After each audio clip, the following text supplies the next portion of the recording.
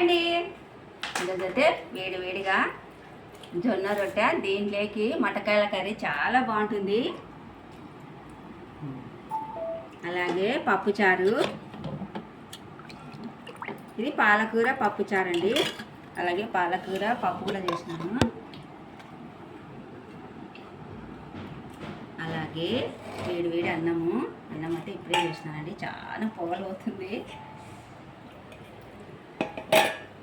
ఈరోజు చాలా నాకు ఇష్టమైన మటకాయల కర్రీ జొన్న రొట్టెలు అండి. నాకైతే చాలా ఇష్టం ఇది.